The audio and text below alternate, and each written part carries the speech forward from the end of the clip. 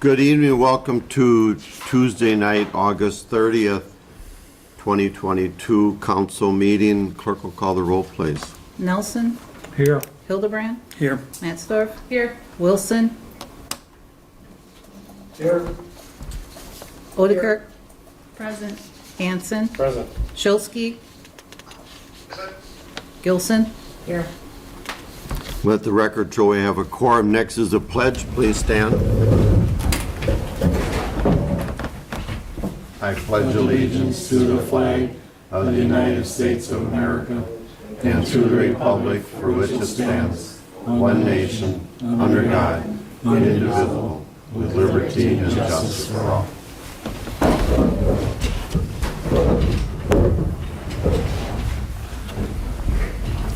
Next on the agenda is the approval of the consent agenda. The chair will entertain a motion. Motion to approve. Second. We have a first and a second. Any discussion? Clerk will call the roll, please. Hanson. Yes. Matzdorf. Yes. Shulsky. Yes. Wilson. Yes. Gilson. Yes. Nelson. Yes. Odekirk. Yes. And Hildebrand. Yes. Motion carried. Thank you. Moving on, item 4, the audience portion, where we ask people to be signed in and recognized by the chair. You do the talking, we do the listening. This evening, no one signed in. We certainly encourage people to do that and tell us what's on your mind. Item 5 is not needed. No items were removed from the consent agenda.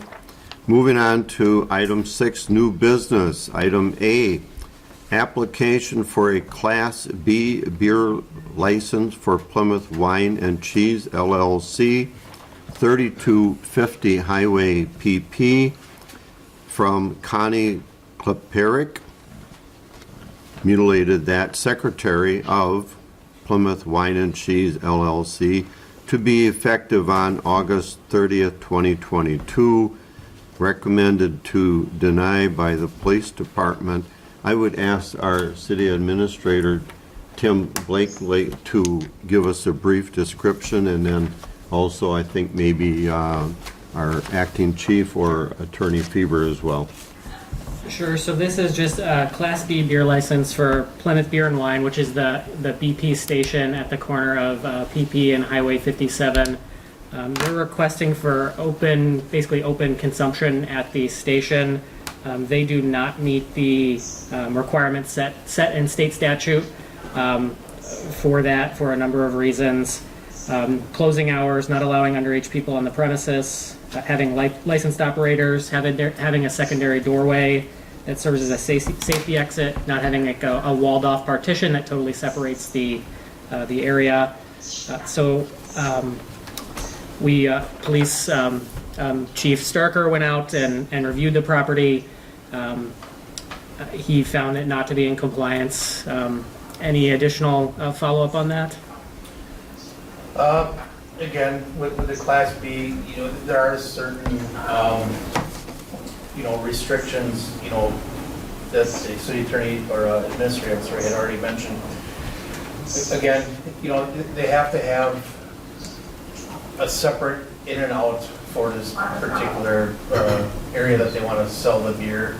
And again, my concern with it is you're allowing people to freely walk around a convenience store drinking, open intox, and if you do that, then you might have another gas station or two that's going to do the same thing, and followed by a grocery store. So as of now, it was denied because they just don't meet the requirements that are set forth in the state statute. Okay, good. I think the only thing I would add is I spoke directly to the property manager to explain that it doesn't meet the state statute.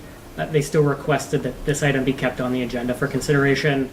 Per our code, we'll send a formal follow-up if it is denied. They do have the right to appeal that and come before council and kind of plead their case if they want to do that in the future. Okay. With that, the chair will entertain a motion so we can discuss. I'll move that we deny the request for Class B beer license for Plymouth Wine and Cheese LLC. Second, Alder Hanson. We have a first and a second discussion. Alder Hanson. No, I was gonna move the motion. Oh, I'm sorry, I thought you had a comment. Any additional comments, Attorney Feber, on this particular item? We've covered them all, okay? No, Mayor, I think we've covered it, thanks. Okay, good, thank you. Any other questions? Clerk will call the roll on denial. Hildebrand, Yes. Nelson, Yes. Wilson, Yes. Matsdorf, Yes. Odekirk, Yes. Gilson, Yes. Shulsky, Yes. Hanson. Yes. Motion carried, thank you. Moving on, item B, approval of GOVHR Police Chief Recruitment Contract. I'll ask our city administrator, Tim Blakesley, to also give us a brief summary on that. Sure. So in late July, the candidate selected by the Police and Fire Commission for the next police chief accepted a chief position with a neighboring municipality. So after deliberation, the Police and Fire Commission requested to move forward with a recruitment firm to support the police chief search. So city staff worked with GovHR, who did the recruitment for this position, to get a quote for recruitment of the police chief position. So using a recruitment firm really broadens the ability to reach out to candidates that they already know, kind of just in their network, statewide resources.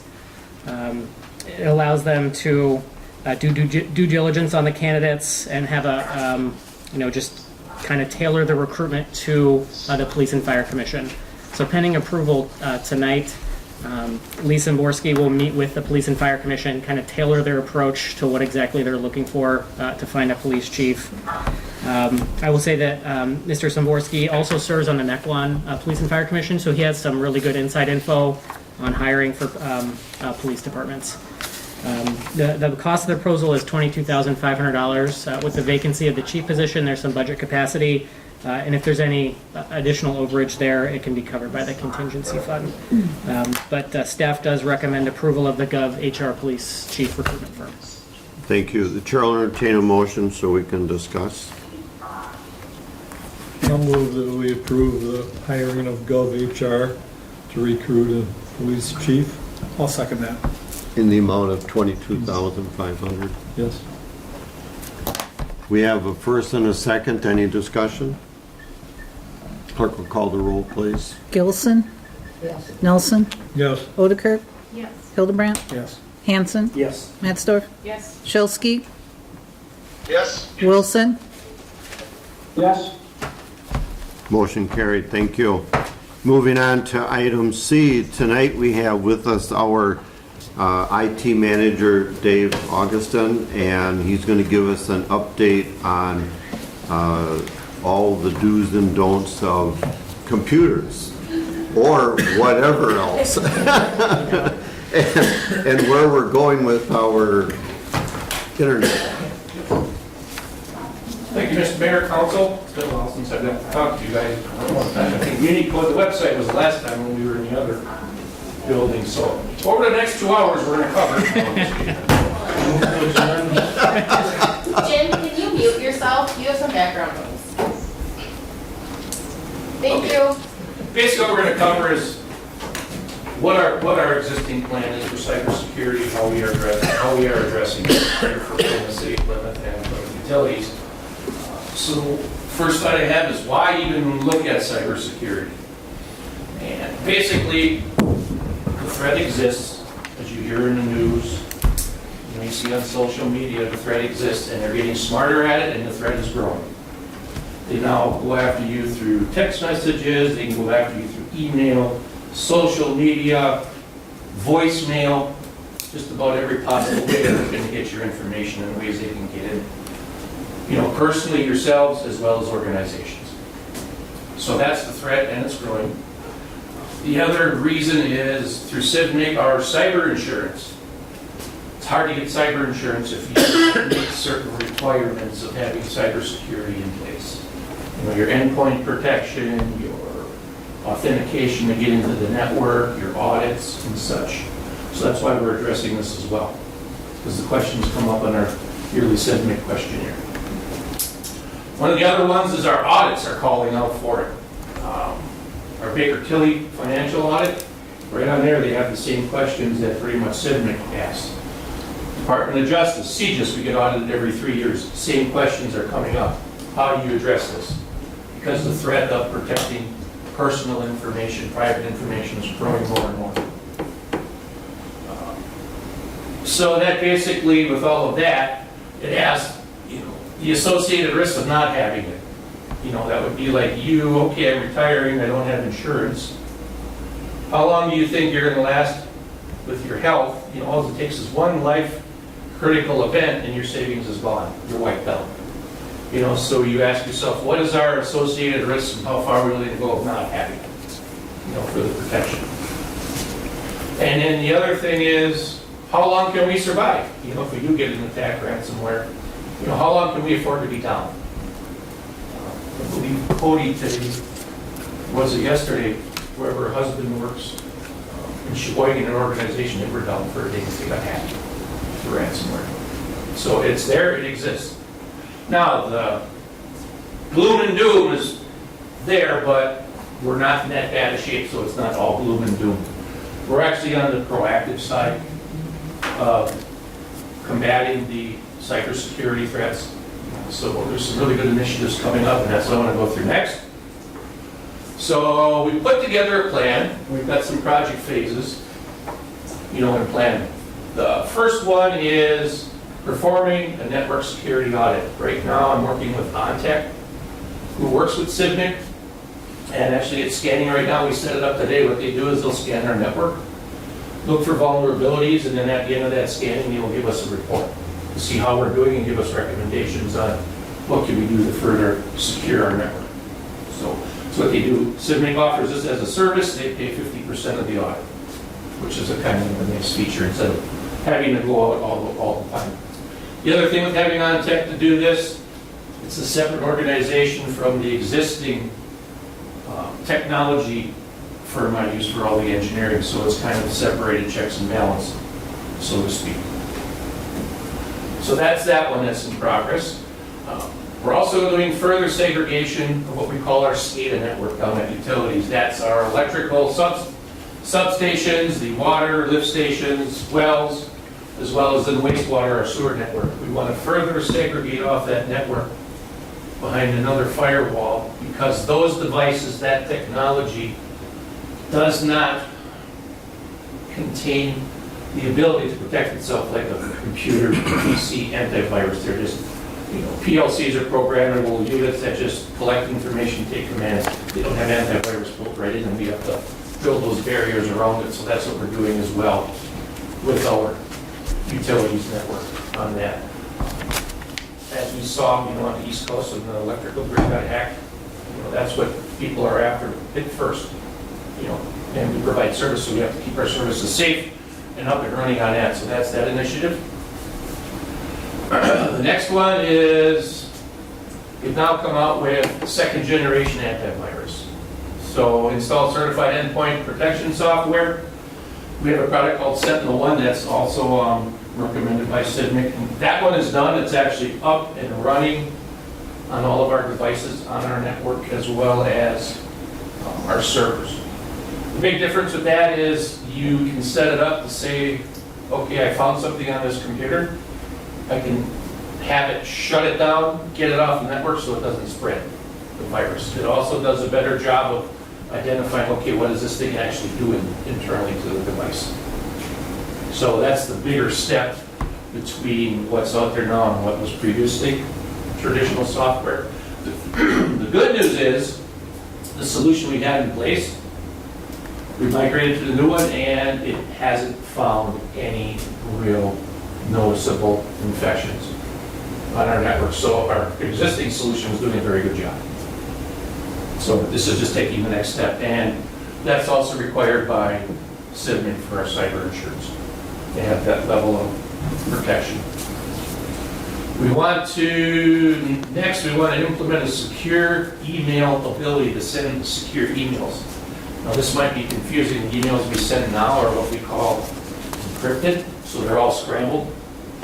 However, this is one step further. If, let's say, the police department has to send any criminal information or whatever through email, the system will automatically, will set it up to recognize, hey, there's a social security number or whatever number in there.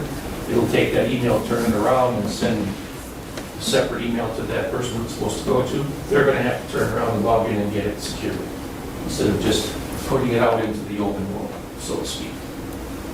So that's what that one's all about. Next one is set up off-site, what they call air-separated backups. Years ago, when we did backups to tapes, I don't know if some of you remember, you always had to take your tapes, like Tuesdays or Thursdays, rotate them off-site, take them back, so we back up so it's separated so nobody can get at the tapes or the backups.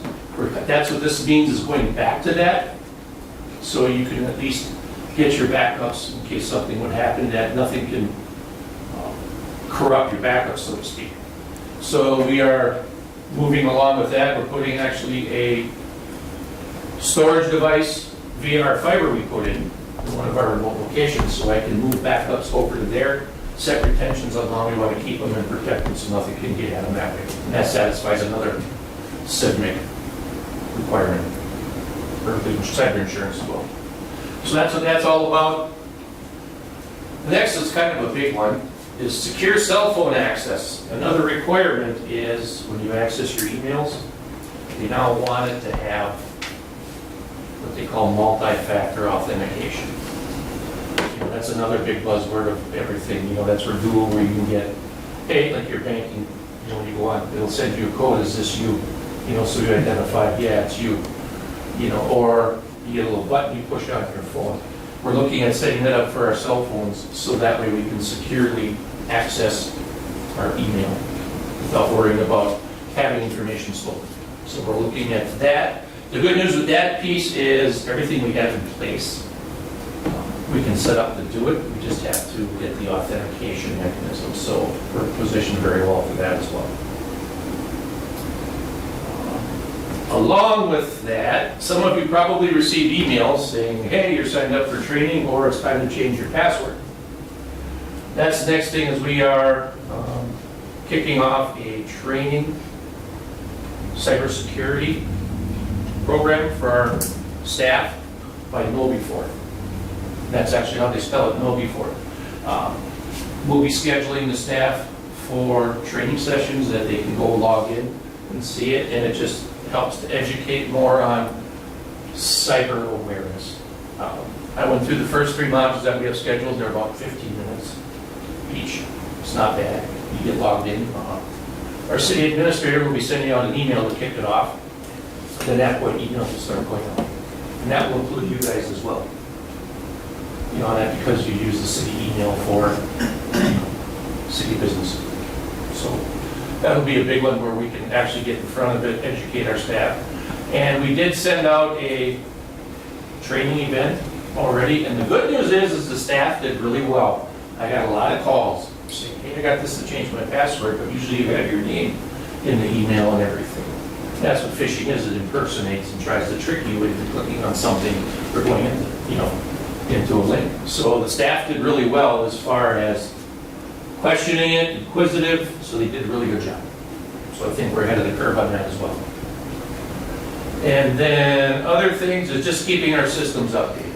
We'll continue to patch them, do Windows updates, firmware updates, keep everything current where we can.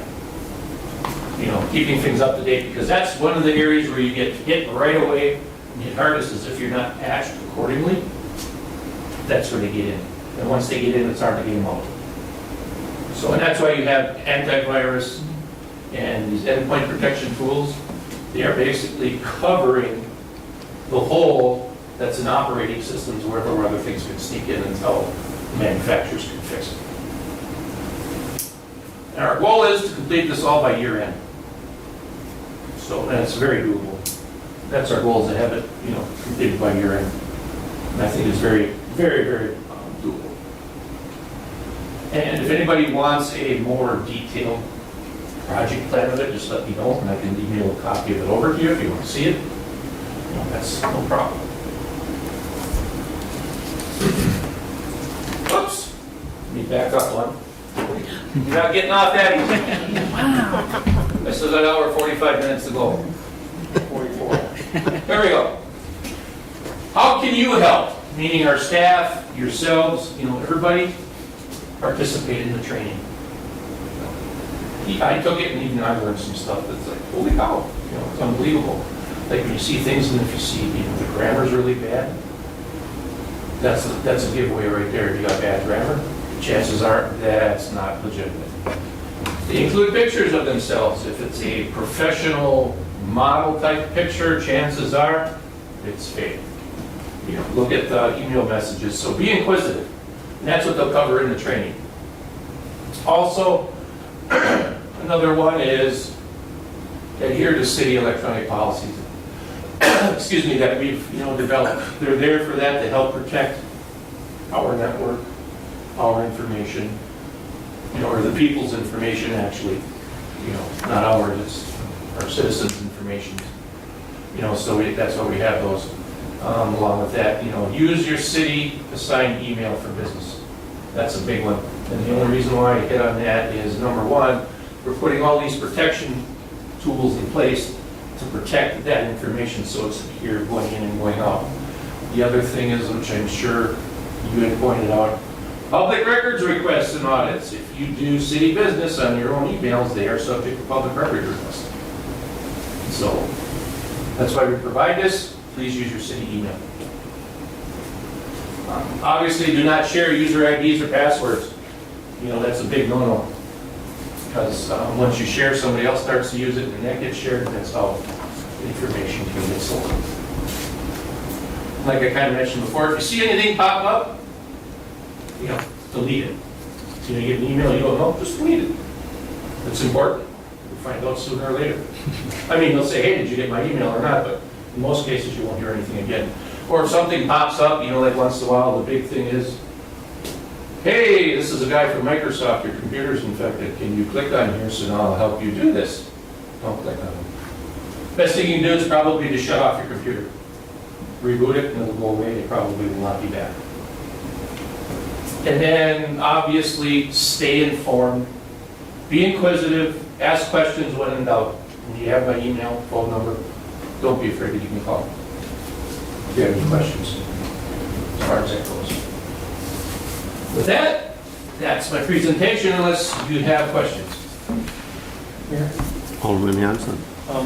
I sometimes use my phone to log in for the city things. I sometimes use my computer to log in, not the Chromebooks they have.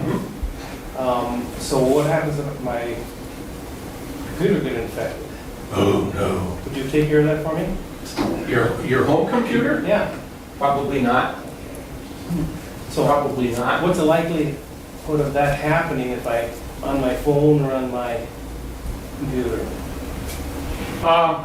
If I go into or the city's emails and cities, That's why we have protection. We have protection preventative tools in place. I took our spam filter. That's scanning for viruses all the time. So if it turns around and does something, chances are, very good chances are our tools will catch it. If something goes on. It's still got to let the information pass through our systems here to get anywhere. And one thing is the secure cell phone email with Google authentication, like what we call Dual. That's something we'll have you guys be doing as well. So whether you have your own personal device or your Chromebook or whatever, you'll have that where you can click on it and verify its use. So it'll be a much better chance of not having information stolen. so it doesn't really hurt to use our own computers instead of getting the Chromebook out, or? At this time, I don't think it will, because most of it is just email. And our system is constantly scanning for viruses and, naughty things floating around in the cyber world. Anything else? Very good. Good news to hear that we're on top of We're in it. good shape, I'm confident, what I've been seeing, we're in good shape, we're actually ahead of the curve. Yeah. And we're just trying to be proactive to So we'll all get the test tomorrow and fill in the answers and submit them? Yeah, By- and I can send reports, but if you know the mayor, you should really start looking. Spell it correctly. So the big kickoff will be is when the city administrator, Tim, sends out to all employees, and then I'll then kick it in, so then the emails will start coming. Good, super. Appreciate it very much. You bet. Chair will entertain a motion to adjourn. I move we adjourn. Second. We have a first and a second. All in favor, say aye. Opposed? Adjourned, have it.